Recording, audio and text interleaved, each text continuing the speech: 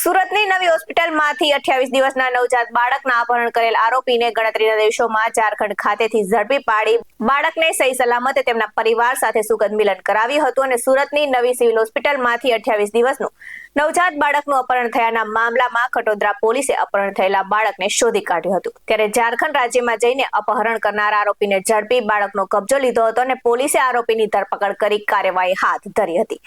ત્યારે અપહરણ કરનાર આરોપીનું નામ સૂરજકુમાર શ્યામ રાજ મહેવા હોવાનું જાણવા મળ્યું હતું અને પોલીસે બાળકને હેમખેમ તેના પરિવારને પરત કર્યું। ત્યારે આરોપીએ શા માટે બાળકનું અપહરણ કર્યું તે દિશામાં તપાસ હાથ ધરી છે અને બાળકને લઈ બાળકની માતા અને આરોપી બંને સામે હોસ્પિટલથી નીકળ્યા હતા। ત્યારે ટ્રેનમાં બેઠા હતા પરંતુ માતાએ અન્ય બાળકોનો વિચાર આવતા તે ટ્રેનમાંથી ઉતરી ગઈ હતી અને આરોપી બાળકને લઈને ફરાર થઈ ગયો હતો। खटोदरा पुलिस स्टेशन की हद से 12 फरवरी को पुलिस स्टेशन में एक फरियाद आई कि एक बच्चा जिसकी उम्र 27 दिन है वो NICU वार्ड सिविल हॉस्पिटल वहाँ से गायब हो गया और आके फरियादी ने पुलिस स्टेशन में फरियाद लिखवाई।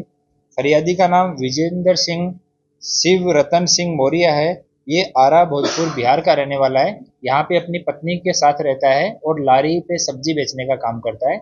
इसके 3 बच्चे हैं।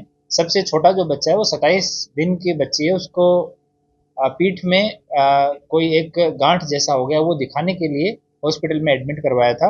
वहाँ से वो बच्ची गायब हो गई। फिर फर्दर इन्वेस्टिगेशन किया तो पता लगा कि एक व्यक्ति है जो फरियादी के साथ में रहता है। ये झारखंड का रहने वाला है और वो व्यक्ति फरियादी की पत्नी को कई दिन से प्रेम में फंसाने का प्रयास कर रहा था कि हम दोनों साथ में भाग चलते हैं।